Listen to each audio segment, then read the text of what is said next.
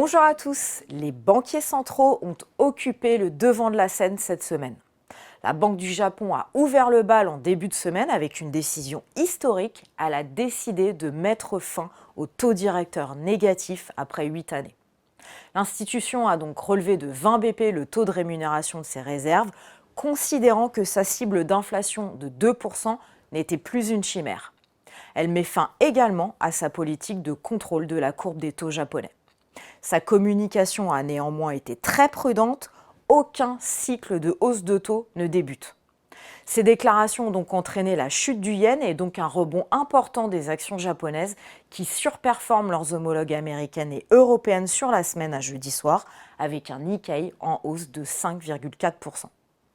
Autre banque centrale très attendue cette semaine, la Fed a été également saluée par les marchés qui craignaient que ses prévisions médianes n'impliquent plus que 2 baisses de taux cette année. Il n'en a finalement rien été et l'institution s'attend toujours à 3 baisses, ce qui est cohérent avec les vues des investisseurs. Les chiffres d'inflation de début d'année ne semblent pas inquiéter le gouverneur Powell, qui croit toujours à la poursuite de la désinflation sur le second semestre. Les membres du comité ont par ailleurs débattu de la réduction du quantitative tightening. Tout cela a tiré les actions américaines à la hausse, plus 2,8% pour le S&P 500 à jeudi soir. Même la Banque centrale d'Angleterre est apparue détendue. L'inflation totale de février sortie cette semaine au UK continue de ralentir en rythme annuel, mais les prix des services très liés aux pressions salariales résistent sur des niveaux élevés. Malgré cela, les taux directeurs ont été maintenus inchangés et tous les membres qui avaient précédemment voté en faveur d'une hausse se sont ralliés à la neutralité.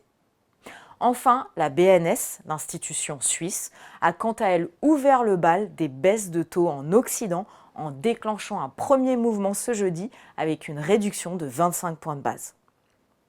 Tout cela a donc porté les marchés d'actifs risqués qui ont également profité des bonnes statistiques économiques de la semaine.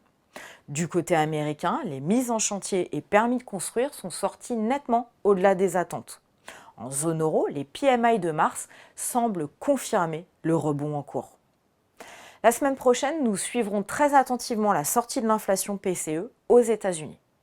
En attendant, je vous souhaite à tous un excellent week-end.